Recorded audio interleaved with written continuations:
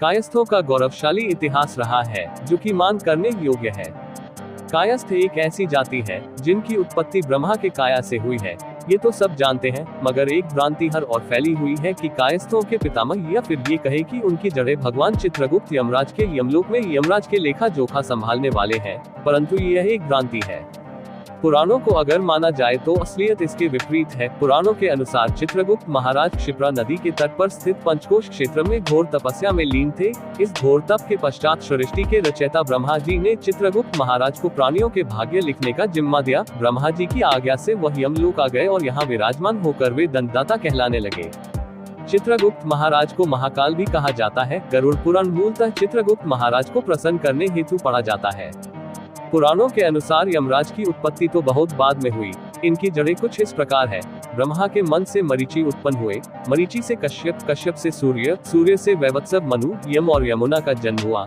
यम को ही यमराज कहा जाता है। ब्रह्मा जी के सभी 18 पुत्र उनके समान ही माने गए हैं। शक्ति में चित्रगुप्त महाराज यमराज से 10 गुना शक्तिशाली माने गए हैं। एक गलत अवधारणा के विपरीत पुराणों के मुताबिक चित्रगुप्त महाराज यमराज के स्वामी हैं, न कि लेखा जोखा देखने वाले मुंशी। अनुशासन और दंड विधान के रचयिता चित्रगुप्त महाराज को न्याय ब्रह्म एवं धर्माधिकारी की संज्ञा प्राप्त है। पाप का दंड एवं पुण्य का फल इन्हीं के द्वारा बनाए गए विधानों में निहित है। जैसा कि आप सब ये जानते होंगे या अब जान गए होंगे कि चित्रगुप्त महाराज के 12 पुत्र हैं और 2 पत्नी है। पहली पत्नी सूर्यदक्षिणा नंदिनी, जो सूर्य के पुत्र श्राद्धदेव की कन्या थी, इनसे 4 पुत्र हुए। दूसरी पत्नी ऐरावती शोभावती धर्म शर्मा नागवंशी क्षत्रिय की कन्या थी। इस आधार पर कायस्थों का ननिहाल नागवंशी मानी जाती है। चित्रगुप्त महाराज द्वारा रचित दंड विधान के अनुरूप चित्रगुप्त महाराज की आज्ञा से उनकी आज्ञा का पालन यमराज और उनके दूत किया करते हैं। इस सत्य को कदाचित बहुत कम लोग ही जानते होंगे। कायस्थों को ब्राह्मण एवं क्षत्रिय धर्म दोनों को पालन करने का अधिकार है, इसलिए इन्हें सबसे ऊंचा स्थान प्राप्त है।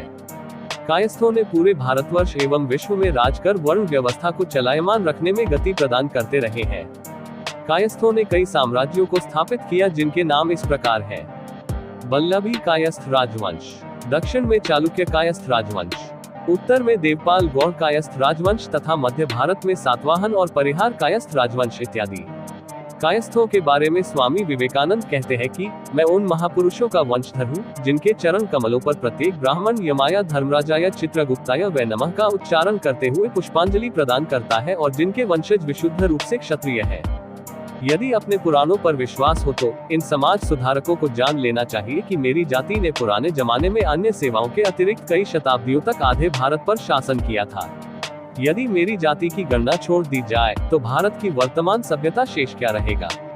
अकेले बंगाल में ही मेरी जाति में सबसे बड़े कवि, इतिहासवेता, दार्शनिक, लेखक और धर्म प्रचारक हुए हैं। मेरी ही जाति ने वर्तमान समय के सबसे बड़े वैज्ञानिक जगदीश चंद्र बसु से भारतवर्ष को विभूषित किया है। स्मरण करो, एक समय था जब आधे से अधिक भारत पर कायस्थों का शासन था। भारत में देवपाल गौड़ कायस्थ राजवंश तथा मध्य भारत में सातवाहन कायस्थ राजवंश सत्ता में रहे हैं। अतः हम सब उन राजवंशों की संतानें हैं। हम केवल बाबू बनने के लिए नहीं, अपितु हिंदुस्तान पर प्रेम, ज्ञान और शौर्य से परिपूर्ण उस हिंदू संस्कृति की स्थापना के लिए पैदा हुए हैं।